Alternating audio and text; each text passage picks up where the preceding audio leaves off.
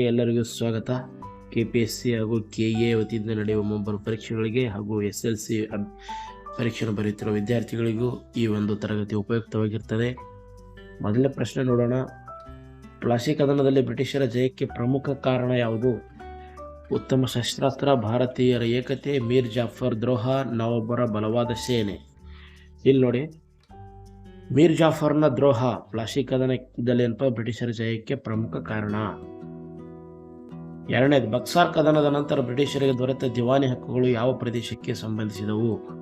ಮೈಸೂರು, ಬೆಂಗಾಳ, ಬಿಹಾರ್, ಒಡಿಶಾ, ಪಂಜಾಬ್ ಮತ್ತು ಮದ್ರಾಸ್. ಇಲ್ಲಿ ನೋಡಿ, ಆಪ್ಷನ್ ಬಿ ಏನಪ್ಪ ಅಂದ್ರೆ ಬೆಂಗಾಳ, ಬಿಹಾರ್ ಮತ್ತು ಒಡಿಶಾ ಪ್ರದೇಶಗಳು ಏನಪ್ಪ ಅಂದ್ರೆ ದಿವಾನಿ ಹಕ್ಕನ್ನ ಬ್ರಿಟಿಷರು ಪಡೆದರು. ಸಬ್ಸಿಡಿಯರಿ ಅಲಯನ್ಸ್ ಒಪ್ಪಂದದ ಮುಖ್ಯ ಉದ್ದೇಶ ಯಾವುದು? ಸಬ್ಸಿಡಿಯರಿ ಅಲಯನ್ಸ್ ಅಂದ್ರೆ ಸಹಾಯಕ ಸೈನ್ಯ ಪದ್ಧತಿ. ಇದರದ್ದು ಏನಪ್ಪ ಅಂದ್ರೆ ವ್ಯಾಪಾರ ಅಭಿವೃದ್ಧಿ, ಸೇನಾ ನಿಯಂತ್ರಣ, ಶಿಕ್ಷಣ ಸುಧಾರಣೆ, ಕೃಷಿ ಅಭಿವೃದ್ಧಿ. ಇಲ್ಲಿ ನೋಡಿ, ಸೇನಾ ನಿಯಂತ್ರಣ ಆಪ್ಷನ್ ಬಿ ಇದರದ್ದು ಸರಿಯಾಗಿರ್ತಕ್ಕಂಥ ಉತ್ತರ. ಸಬ್ಸಿಡರಿ ಅಲಯನ್ಸ್ ಸ್ವೀಕರಿಸಿದ ರಾಜ್ಯಗಳು ಯಾವ ಹಕ್ಕನ್ನು ಕಳೆದುಕೊಂಡವು? ಆರ್ಥಿಕ ಸ್ವಾತಂತ್ರ್ಯ, ವಿದೇಶಾಂಗ ನೀತಿ, ಧಾರ್ಮಿಕ ಸ್ವಾತಂತ್ರ್ಯ, ಶಿಕ್ಷಣ ಹಕ್ಕು. ಇಲ್ಲಿ ವಿದೇಶಾಂಗ ನೀತಿ ಅಂದರೆ ಬೇರೆ ಯುರೋಪಿಯನ್ರ ನೇಮಿಸ್ಕೊಳ್ಬೇಕಾದ್ರೆ ಏನಪ್ಪ ಅಂದ್ರೆ ಬ್ರಿಟಿಷರು ಏನಪ್ಪ ಅಂದ್ರೆ ಅನುಮತಿ ಮೇರೆಗೆ ನೇಮಿಸ್ಕೊಳ್ಬೇಕಾಗಿತ್ತು. ಮತ್ತು ಬೇರೆ ರಾಜ್ಯಗಳೊಂದಿಗೆ ಏನಾದರೂ ವ್ಯವಹಾರ ಮಾಡೋದಲ್ಲಿ ಒಪ್ಪಂದ ಮಾಡ್ಕೊಳ್ಳೋದ್ರು ಬ್ರಿಟಿಷರ ಗವರ್ನರ್ನ ಅನುಮತಿ ಪಡೆದೇ ಮಾಡಬೇಕಾಗಿತ್ತು. ಆದ್ದರಿಂದ ಏನಪ್ಪ ಅಂದ್ರೆ ವಿದೇಶಾಂಗ ನೀತಿ ಏನಪ್ಪ ಅಂದ್ರೆ ಹಕ್ಕನ್ನು ಕಳೆದುಕೊಂಡ್ರು. ಡಾಕ್ಟ್ರಿನ್ ಆಫ್ ಲ್ಯಾಪ್ಸ್ ನೀತಿಯ ಪರಿಣಾಮವಾಗಿ ಮೊದಲಿಗೆ ವಿಲೀನಗೊಂಡ ರಾಜ್ಯ ಯಾವುದು? ಸತಾರಾ, ಝಾನ್ಸಿ, ನಾಗ್ಪುರ್, ಅವಧ್. ಸತಾರಾ ಏನಪ್ಪ ಅಂದ್ರೆ ದತ್ತು ಮಕ್ಕಳಿಗೆ ಹಕ್ಕಿಲ್ಲ ನೀತಿ ಏನಪ್ಪ ಜಾರಿಗೆ ಬಂದಲ್ಲ, ಆವಾಗ ಏನಪ್ಪ ಮೊದಲ ವಿಲೀನಗೊಂಡ ರಾಜ್ಯ ಸತಾರಾ. ಬ್ರಿಟಿಷರ ಡಿವೈಡ್ ಆ್ಯಂಡ್ ರೂಲ್ ನೀತಿಯ ಮುಖ್ಯ ಉದ್ದೇಶ ಏನು? ಶಿಕ್ಷಣ ಅಭಿವೃದ್ಧಿ, ಭಾರತೀಯರಲ್ಲಿ ಏಕತೆ, ರಾಜಕೀಯ ನಿಯಂತ್ರಣ, ಕೈಗಾರಿಕಾ ವೃದ್ಧಿ. ರಾಜಕೀಯ ನಿಯಂತ್ರಣ. ಈಸ್ಟ್ ಇಂಡಿಯಾ ಕಂಪನಿಯ ಆಡಳಿತದಲ್ಲಿ ಡಿವಿಲ್ ಗೌರ್ಮೆಂಟ್ ಪದ್ಧತಿ ಯಾವ ಪ್ರದೇಶದಲ್ಲಿ ಜಾರಿಗೆ ಬಂದಿತು? ಮೈಸೂರು, ಬೆಂಗಾಳ, ಬಾಂಬೆ, ಮದ್ರಾಸ್. ಬೆಂಗಾಳ ಪ್ರಾಂತ್ಯದಲ್ಲಿ 1765ರಲ್ಲಿ ಏನಪ್ಪ ರಾಬರ್ಟ್ ಕ್ಲೈವ್ ಡಿವಿಲ್ ಗೌರ್ಮೆಂಟ್ ದ್ವಿಪ್ರಭುತ್ವ ಪದ್ಧತಿ ಏನಪ್ಪ ಅಂದ್ರೆ ಜಾರಿಗೆ ಗೊಳಿಸಿದರು. ಲಾರ್ಡ್ ಡಾಲ್ಹೌಸಿ ವಿಲೀನ ನೀತಿಯ ಪ್ರಮುಖ ಉದ್ದೇಶ ಯಾವುದು? ಭಾರತೀಯರ ಅಭಿವೃದ್ಧಿ, ಬ್ರಿಟಿಷರ ಸಾಮ್ರಾಜ್ಯ ವಿಸ್ತರಣೆ, ಶಿಕ್ಷಣ ಸುಧಾರಣೆ, ಕೃಷಿ ಸುಧಾರಣೆ. ಬ್ರಿಟಿಷರ ಸಾಮ್ರಾಜ್ಯ ವಿಸ್ತರಣೆ. ಈ ದತ್ತು ಮಕ್ಕಳ ಹಕ್ಕಿಲ್ಲ ನೀತಿಯ ಮೂಲಕ ಏನಪ್ಪ ಅಂದ್ರೆ ಯಾವ ರಾಜರಿಗೆ ಏನಪ್ಪ ಅಂದ್ರೆ ಮಕ್ಕಳು ಇರೋದಿಲ್ಲ, ಅವರಾದ ಏನಪ್ಪ ಅಂದ್ರೆ ಅವರು ದತ್ತು ಪುತ್ರರಿಗೆ ಏನಪ್ಪ ಅಂದ್ರೆ ರಾಜ್ಯದ ಅಧಿಕಾರವನ್ನು ಕೊಡದೇ ಇರೋದು ಈ ಒಂದು ಉದ್ದೇಶ. ಇದರಿಂದ ಏನಪ್ಪ ಅಂದ್ರೆ ಬ್ರಿಟಿಷ್ ಸಾಮ್ರಾಜ್ಯ ವಿಸ್ತರಣೆ ಆಯಿತು. ಬ್ರಿಟಿಷರ ಆರ್ಥಿಕ ನೀತಿಯನ್ನು ಡ್ರೈನ್ ಆಫ್ ವೆಲ್ತ್ ಎಂದು ಕರೆಯಲು ಕಾರಣವೇನು? ಕೃಷಿ ಅಭಿವೃದ್ಧಿ, ಸಂಪತ್ತಿನ ಇಂಗ್ಲೆಂಡ್ಗೆ ಹರಿವು, ಕೈಗಾರಿಕಾ ಬೆಳವಣಿಗೆ, ತೆರಿಗೆ ಕಡಿತ. ಸಂಪತ್ತಿನ ಇಂಗ್ಲೆಂಡ್ಗೆ ಹರಿವು ಏನಪ್ಪ ಅಂದ್ರೆ ಭಾರತ ಸಂಪತ್ತು ಇಂಗ್ಲೆಂಡ್ಗೆ ಹರಿತಲ್ಲ ಅಂದ್ರೆ ಒಯ್ತಾರಲ್ಲ ಅದನ್ನೇನಪ್ಪ ಸಂಪತ್ತಿನ ಹರಿವು ಅಂತೇಳಿ ಕರೀತಾರೆ. ಇದು ಬ್ರಿಟಿಷರ ಆರ್ಥಿಕ ನೀತಿಗೆ ಡ್ರೈನ್ ಆಫ್ ವೆಲ್ತ್ ಎಂದು ಕರೆಯಲು ಕಾರಣವಾಯಿತು. ಬಕ್ಸಾರ್ ಕದನದಲ್ಲಿ ಬ್ರಿಟಿಷರಿಗೆ ವಿರುದ್ಧವಾಗಿ ಹೋರಾಡಿದವರು ಯಾರು? ಹೈದರ್ ಅಲಿ, ಮೀರ್ ಕಾಸಿಂ, ಶಾ ಆಲಂ, ಎರಡನೇ ಶಾ ಆಲಂ, ಶುಜುದ್ದೌಲ್, ಟಿಪ್ಪು ಸುಲ್ತಾನ್, ರಾಣಿ ಲಕ್ಷ್ಮೀಬಾಯಿ. ಇಲ್ಲಿ ಏನಪ್ಪ ಅಂದ್ರೆ ಮೀರ್ ಕಾಸಿಂ, ಶಾ ಆಲಂ ಟು ಶುಜುದ್ದೌಲ್ ಏನಪ್ಪ ಅಂದ್ರೆ ಬಕ್ಸಾರ್ ಕದನದಲ್ಲಿ ಬ್ರಿಟಿಷರ ವಿರುದ್ಧ ಹೋರಾಡಿದರು.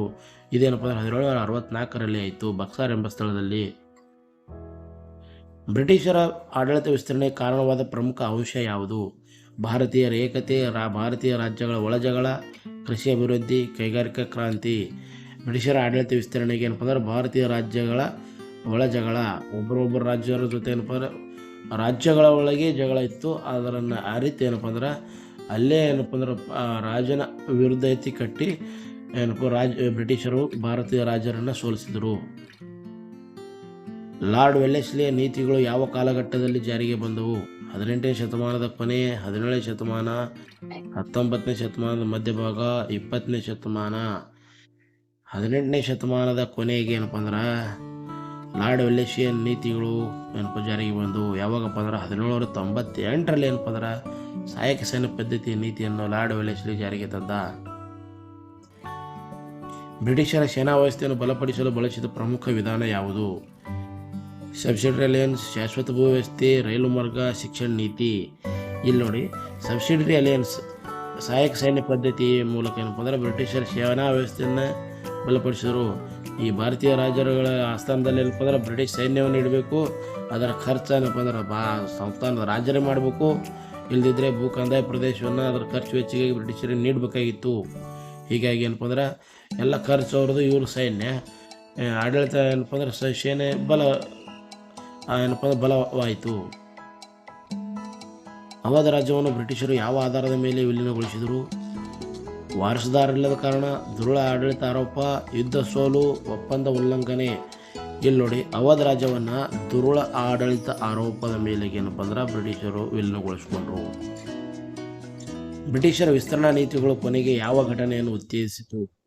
ಕೈಗಾರಿಕಾ ಕ್ರಾಂತಿ, 1857ರ ಸ್ವಾತಂತ್ರ್ಯ ಸಮರ, ಕೃಷಿ ಸುಧಾರಣೆ, ಶಿಕ್ಷಣ ಸುಧಾರಣೆ. ಇಲ್ಲಿ ನೋಡಿ, ಬ್ರಿಟಿಷರ ವಿಸ್ತರಣಾ ನೀತಿಗಳು 1857ರ ಸ್ವಾತಂತ್ರ್ಯ ಸಮರಕ್ಕೆ ಕಾರಣವಾಯಿತು.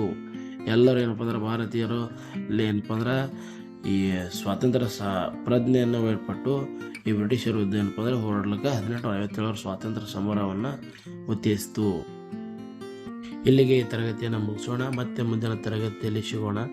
ಈ ನಮ್ಮ ತರಗತಿ ಇಷ್ಟವಾದರೆ ನಮ್ಮ ಚಾನಲ್ ಸಬ್ಸ್ಕ್ರೈಬ್ ಮಾಡಿ, ಲೈಕ್ ಮಾಡಿ ಅಂತ ಹೇಳುತ್ತಾ ಮತ್ತೆ ಸಿಗೋಣ. ಧನ್ಯವಾದಗಳು.